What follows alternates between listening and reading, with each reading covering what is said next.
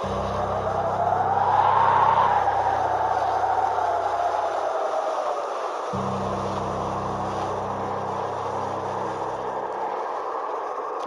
am forced into speech because men of science have refused to follow my advice without knowing why.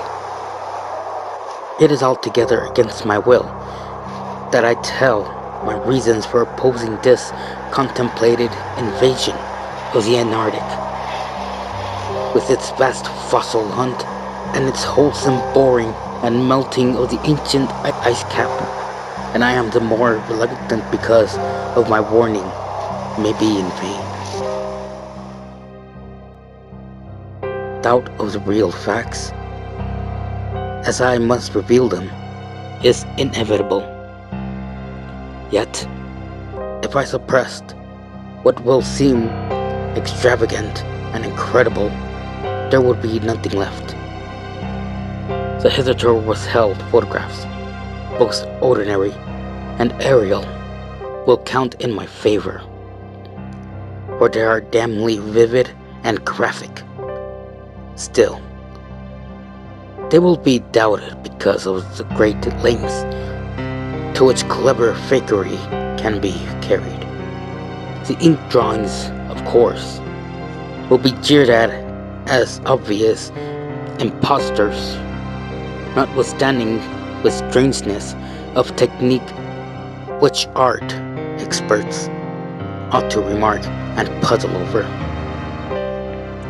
In the end, I must rely on the judgment and standing scientific leaders who have, on the other hand, sufficient independence of thought to weigh my data on its own hideously convincing merits, or in the light of a certain primordial and highly baffling mist cycles, and on the other hand, sufficient influence to deter the exploring world in general from my rash and overambitious program in the region of those mountains of madness.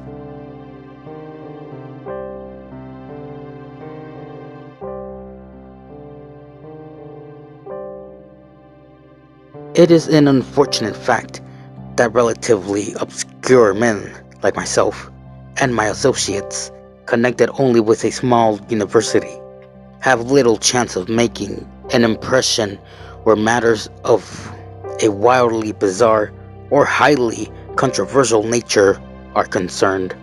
It is further against us that we are not, in the strictest sense, specialists in the fields which came primarily to be concerned. As a geologist, my object in leading the Miskatonic University expedition was wholly that of securing deep-level specimens of rock and soil from various parts of the Antarctic continent. Aided by the remarkable drill devised by Professor Frank H.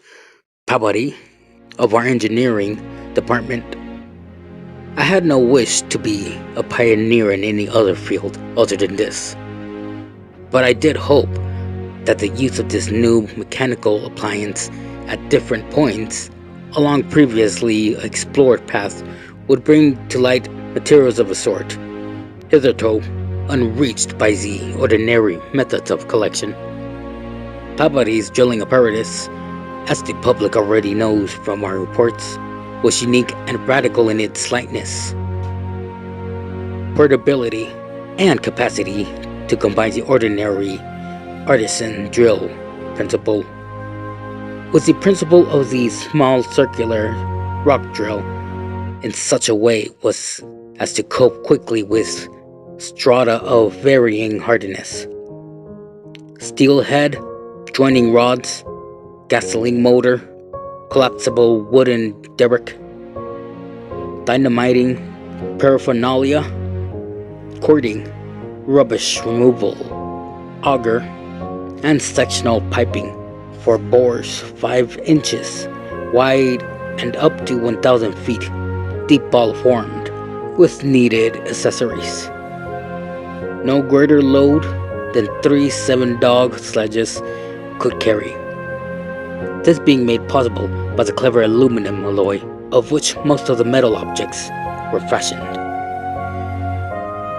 4 large Dornier aeroplanes, designed especially for the tremendous altitude flying necessary on the Antarctic plateau, and with added fuel warming and quick starting devices worked out by Padawi, can transport our entire expedition from a base at the edge of the Great Ice Barrier to various suitable island points, and from these points a sufficient quota of dogs would serve us.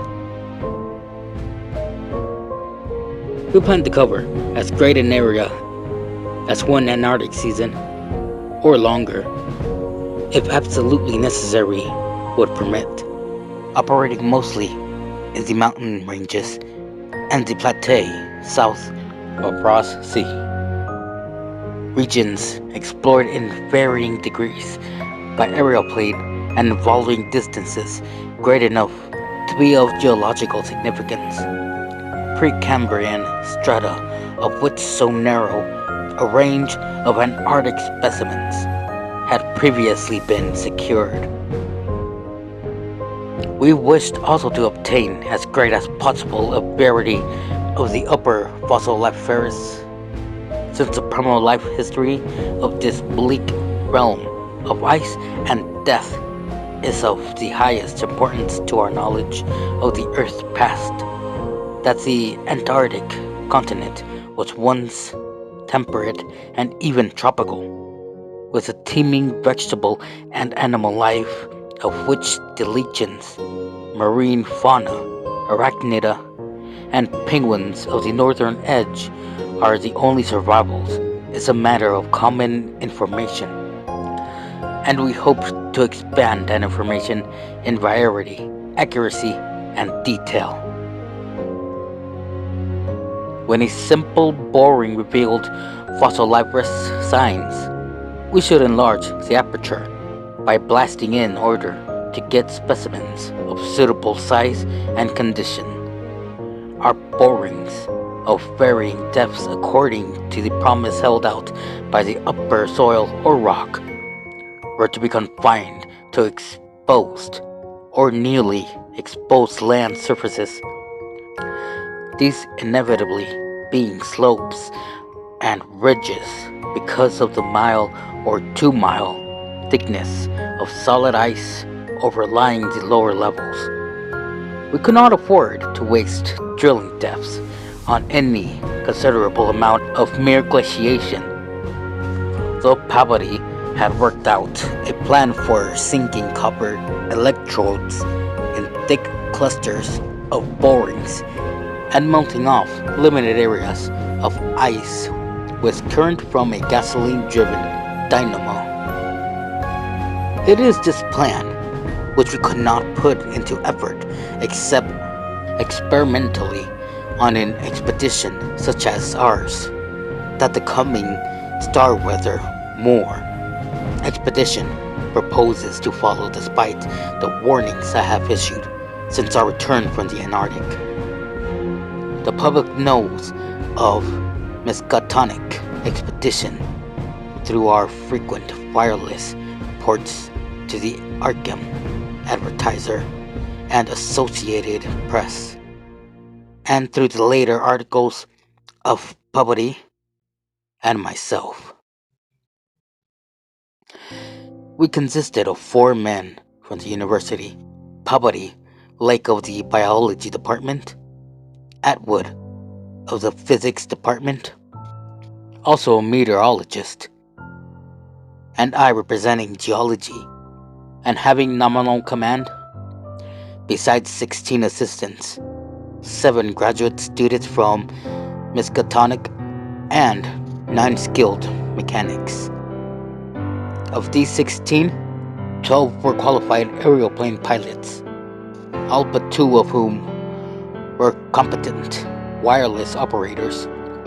8 of them understood navigation with compass and sextant, as did Pavati, Atwood, and I. In addition, of course, Our two ships, wooden ex-whalers, reinforced for ice conditions and having auxiliary steam, were fully manned. The Nathaniel Derby Pickman Foundation, aided by 4 special contributions, financed the expedition. Hence, our preparations were extremely thorough despite the absence of great publicity.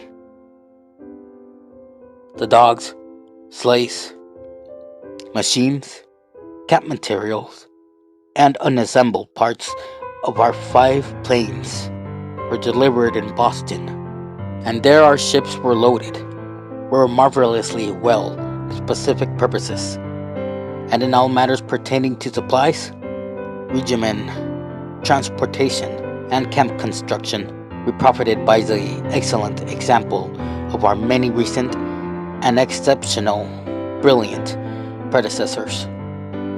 It was the unusual number and fame of these predecessors which made our own expedition, ample though it was, so little by the world at large.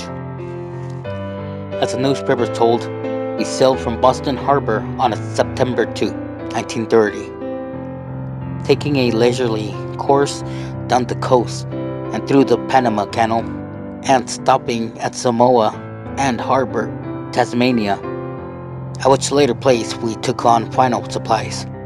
None of our exploring party had ever been in the polar regions before. Hence, we all relied greatly on our ship's captain, J.B. Douglas, commanding the brig Arkham and serving as commander of the sea party, and George Thorfinson, commanding the bark Miskatonic, both veteran whalers in Antarctic waters. As we left the inhabited world behind, the sun sank lower and lower in the north, and stayed longer and longer above the horizon each day. At about 62 degrees south latitude, we sighted our first icebergs, table-like objects with vertical sides. And just before reaching the Antarctic Circle, which we were crossed on October 20, with appropriately quaint ceremonies, we were considerably troubled with field ice. The falling temperature bothered me considerably after our long voyage through the tropics, but I tried to brace up for the worst rigors to come. On many occasions, the curious atmospheric effects enchanted me vastly. These including a strikingly vivid mirage, the first I had ever seen, in which the distant bergs became the battlements of unimaginable cosmic castles. Pushing through the ice, which was fortunately neither extensive nor thickly packed, we regained open water at south latitude 67 degrees, east longitude 175 degrees.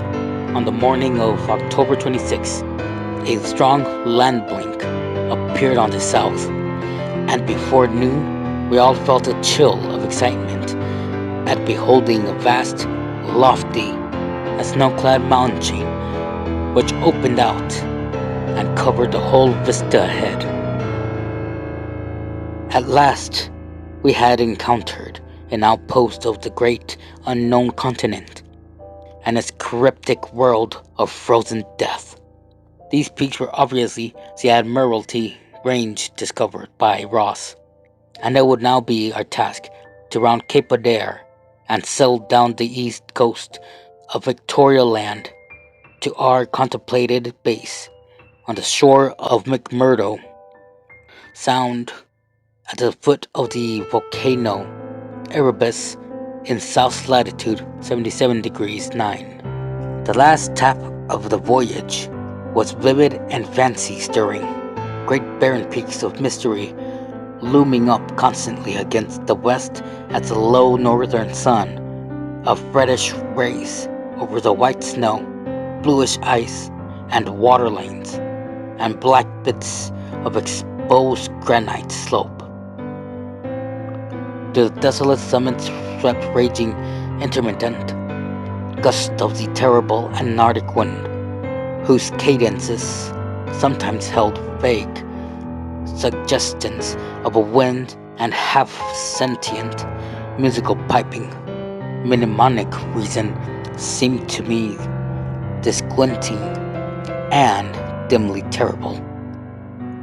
Something about this scene reminded me of the strange and disturbing Asian paintings of Nicholas Roerich, and of the still stranger and more disturbing descriptions of the evilly fabled Platée of Lang, which occur in the dreaded Necronomicon of the mad Arab al-Hazred.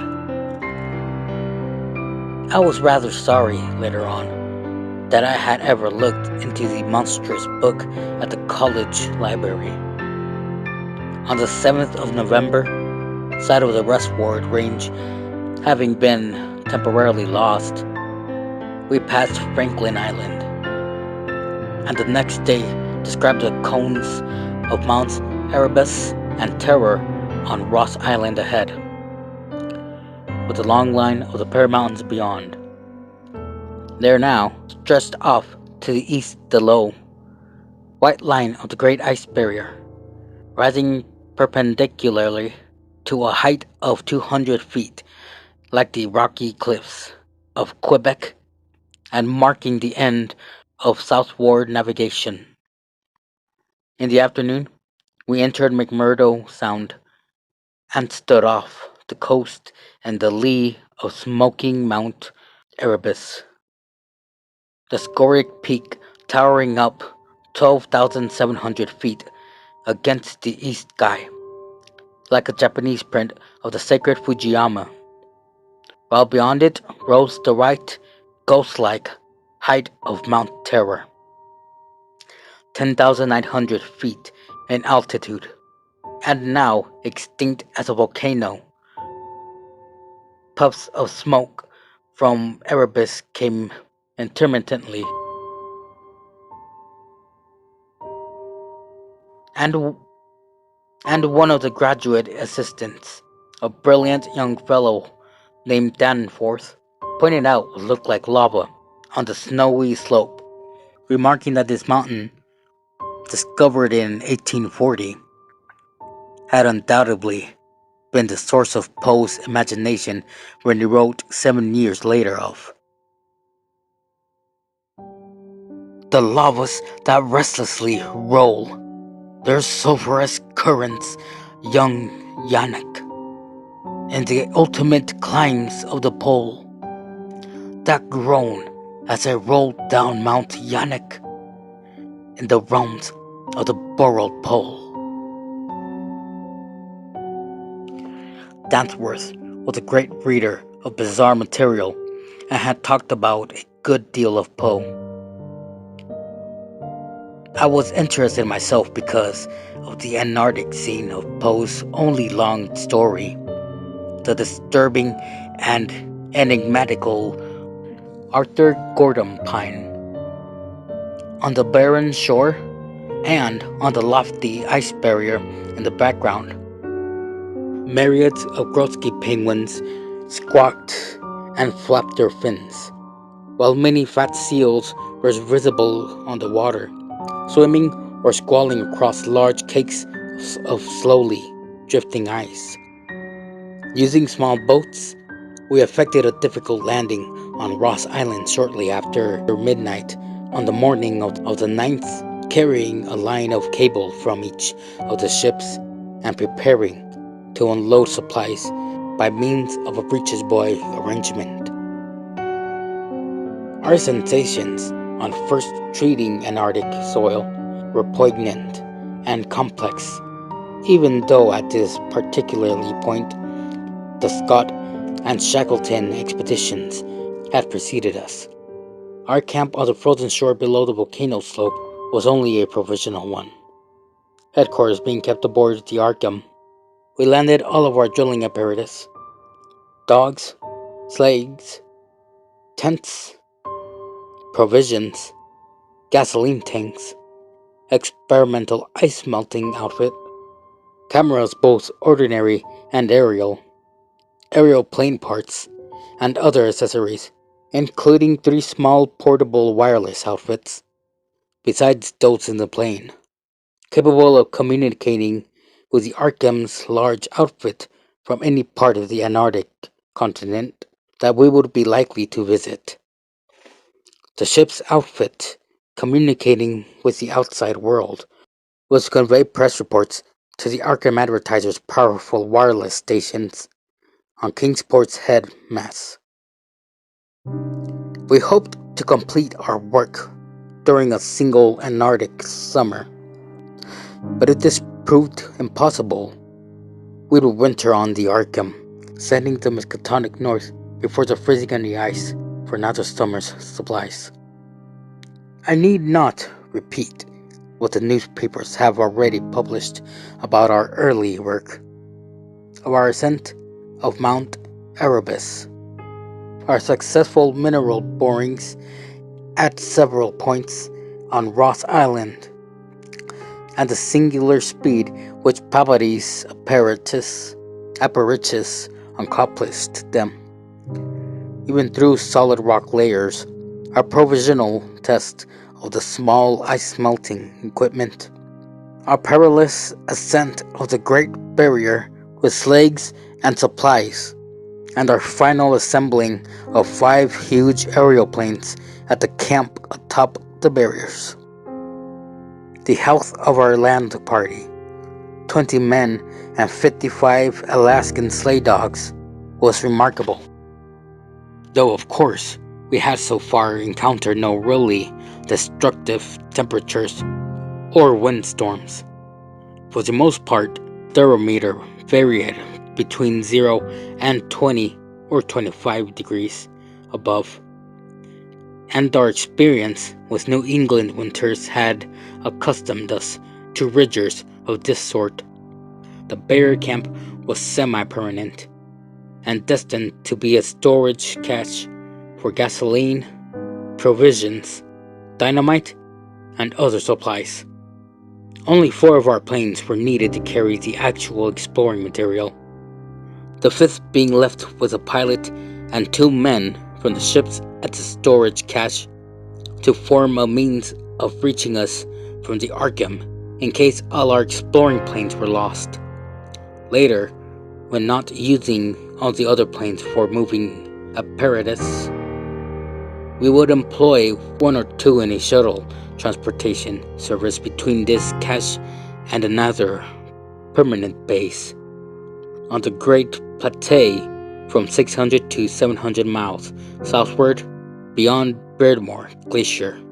Despite the almost unanimous accounts of appealing winds and tempests that poured down from the plateau, we determined to dispense with intermediate bases, taking our chances in the interests of economy and probable efficiency. Wireless reports have spoken of the breathtaking 4-hour, non-stop flight of our squadron on November 21, over the lofty shelf ice with vast peaks rising on the west, and the unfathomed silences echoing to the sounds of our engines. Wind troubled us only moderately, and our radio compass helped us the one adequate fog we encountered.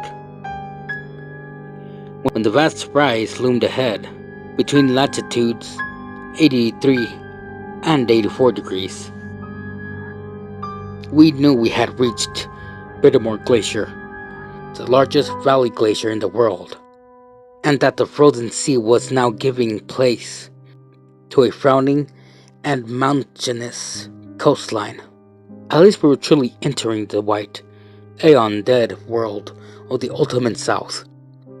And even as we realized it, we saw the peak of Mount Nansen in the eastern distance, towering up to its height of almost 15,000 feet.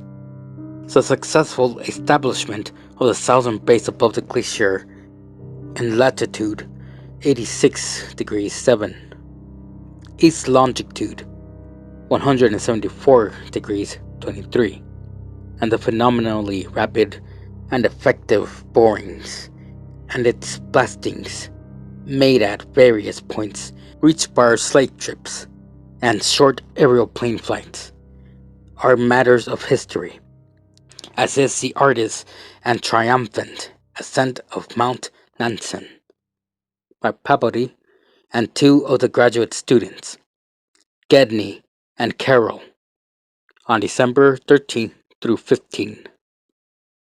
We were some 8,500 feet above sea level, and when experimental drillings revealed solid ground only 12 feet down through the snow, we made considerable use of the small melting apparatus and sunk bores, and performed dynamiting at many places where no previous explorer had ever thought of securing mineral specimens. The Precambrian granites and Beacon sandstones thus obtained confirmed our belief that this plateau was homogeneous with the great bulk of the continent to the west, but somewhat different from the parts lying eastward below South America, which we then thought to form a separate and smaller continent divided from the larger one by a frozen junction of Ross and Weddell seas. Though Baird had since disproved the hypothesis.